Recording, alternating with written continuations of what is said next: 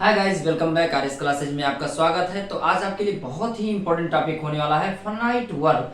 Finite verb क्या होता है, इसका यूज कहाँ होता है, कहाँ पर हम इसका यूज करें, कहाँ पर ना करें। अगर अभी तक आपने चैनल को सब्सक्राइब ना किया हो तो सब्सक्राइब कर लें, बेल आइकन को ना दबाया हो तो बेल आइकन को भी दबा दें, जिससे मेरी वीडियो आपको टाइम तक पहुंच जाए। तो आज हम सीखेंगे कि फाइनाइट वर्ब क्या होता है। तो अगर एक एग्जांपल के रूप में मान लो कि ये है पापा, ये क्या है, एक पापा है और इसके दो लड़के हैं। इसके दो लड़के हैं, एक है छोटकू, एक है बड़कू। ये कौन है, ये है छोटकू और ये कौन है, बड़कू। अब पापा करते क्या है, बड़कू को भेज देते हैं कोटा। बड़कू को क्या करते हैं, कोटा भेज देते हैं। कहा, किस लिए, तैयारी करने के लिए या पढ़ने के लिए बोल सकते हैं। कहाँ भेज देते हैं, पढ़ने के लिए कोटा भेज देते हैं। अब बड़कू गया है कोटा, बड़कू गया है कोटा। अब वहां पर जाने के बाद वो पहुंच गया कहां पर, वो पहुंच गया सिनेमा हॉल। कहां पहुंच गया, सिनेमा हॉल पहुंच गया। और पापा ने यहां से फोन किया किसके पास, बड़कू के पास, कि कहां हो, क्या कर रहे हो। बड़कू बोलता है पापा मैं स्टडी कर रहा हूं। क्या कर रहा हूं, मैं स्टडी कर रहा हूं और ये जो आवाज आ रही है मेरा ऑनलाइन क्लास चल रहा है। तो जो कहने का मतलब ये हुआ कि पापा का जो शासन होगा वो छोटकू के ऊपर होगा कि कोटा में बैठे बड़कू के ऊपर होगा। कहने का मतलब ये है कि जो पापा है, पापा का शासन सबसे ज्यादा किस पर होगा, सबसे ज्यादा होगा छोटकू के ऊपर। क्योंकि छोटकू कहाँ है, पापा के सामने है। जब भी पापा चाहेंगे तब भी छुटकू को बजा देंगे, जब भी पापा चाहेंगे छुटकू को बजा देंगे। और बड़कू कहाँ है, बढ़िया सिनेमा हॉल में है, मूवी देख रहा है और वो बड़े मजे ले रहा है। लेकिन जब फोन आता है तो बोलता है कि मैं क्लास में हूं। तो अभी हम देखेंगे कि आखिर ये फाइनाइट वर्ब क्या होता है। तो कहा जाता है कि जिस पर सब्जेक्ट का शासन हो, जिस पर सब्जेक्ट का शासन हो उसी को हम फाइनाइट वर्ब कहते हैं। आइए देखते हैं एग्जांपल के द्वारा कि हम कैसे समझेंगे उसे। जैसे कि एक सेंटेंस लिया जाता है, सेंटेंस है कि ही रीड्स, ये एक ही रीड्स इंग्लिश, इसको फर्स्ट रूल कह सकते हैं, इसको फर्स्ट रूल कह सकते हैं। जैसे सेंटेंस है ही रीड्स इंग्लिश, वह अंग्रेजी पढ़ता है या वह अंग्रेजी का अध्ययन करता है। अगर इसके फर्स्ट रूल क्या कहता है, फर्स्ट रूल कहता है कि अगर सब्जेक्ट को चेंज कर दिया जाए, अगर सब्जेक्ट को चेंज कर दिया जाए और उसका वर्ब भी चेंज हो जाए तो उसी को हम क्या कहेंगे, फाइनाइट वर्ब कहेंगे। क्या कहेंगे, अगर सब्जेक्ट को चेंज किया जाए, सब्जेक्ट को क्या किया जाए, चेंज किया जाए और उसका वर्ब भी बदल जाए तो उसे हम फाइनाइट वर्ब कहेंगे। अब जैसे ही रीड्स इंग्लिश है, अगर इसका सब्जेक्ट हम बदलें, आई करें तो क्या हो जाएगा, आई रीड इंग्लिश हो जाएगा, आई रीड इंग्लिश हो जाएगा। अब यहां देखो ये चेंज हुआ कि नहीं हुआ, ये चेंज हो गया, ये चेंज हो गया। पहला रूल क्या कहता है, सबसे पहले फाइनाइट वर्ब समझते हैं कि जिस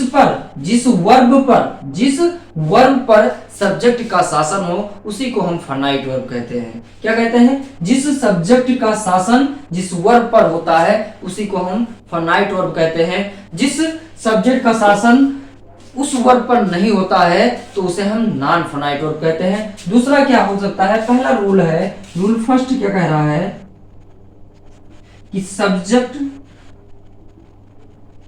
बदलने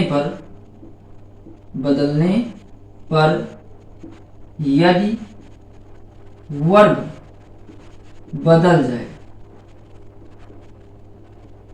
जाए तो उसे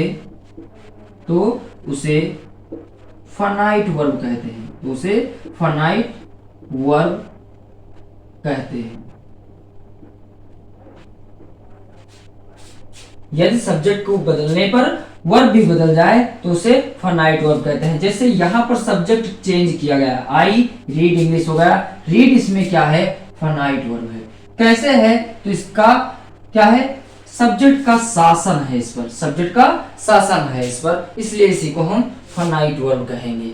अगला एग्जाम्पल हम देखेंगे कि उसको हम क्या बदलने पर होता है। दूसरा रूल नंबर 2 क्या है? रूल नंबर 2 है कि यदि टेंस को बदल दिया जाए, यदि टेंस को बदल दिया जाए तो वर्ब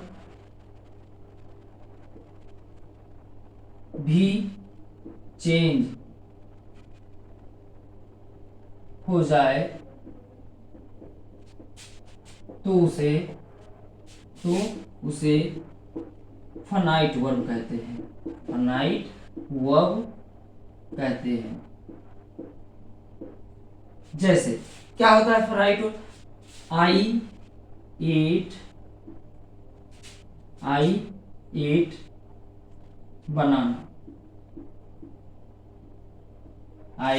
बनाना, मैं केला खाता हूं।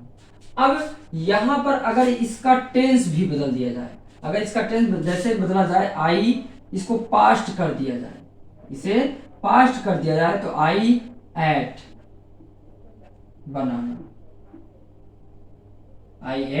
बनाना। अब यहां पर जब टेंस चेंज किया गया तब भी इसका रूप बदल गया। इसी को हम क्या कहेंगे? फाइनाइट वर्ब कहेंगे। क्या कहेंगे? फाइनाइट वर्ब कहेंगे। इसी को हम क्या कहेंगे? फाइनाइट वर्ब कहेंगे। अब हम देखते हैं कि नॉन फाइनाइट वर्ब क्या होता है।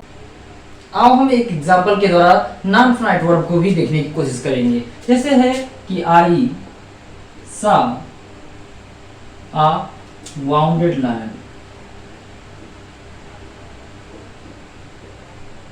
आई सा वाउंडेड लायन, मैंने एक घायल शेर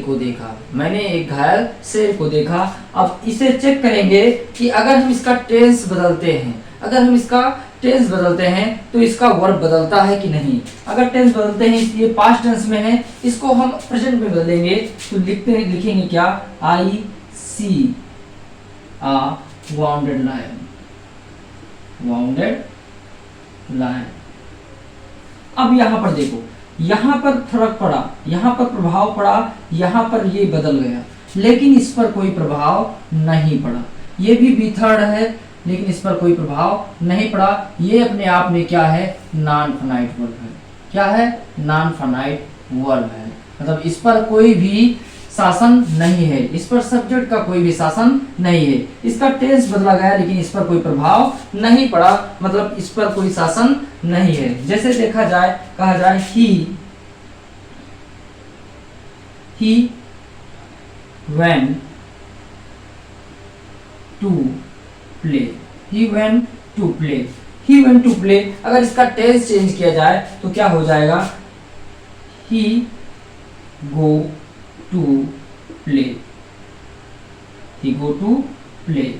अब यहां पर देखेंगे, इसको टेंस चेंज किया गया, ये चेंज हो गया। इसका मतलब ये क्या है? फाइनाइट वर्ब है।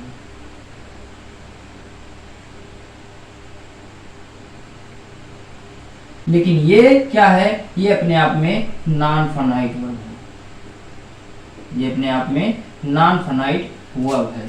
ये क्या है? ये अपने आप में नॉन फाइनाइट वर्ब है। मिलते हैं नेक्स्ट वीडियो में। Thank you for watching.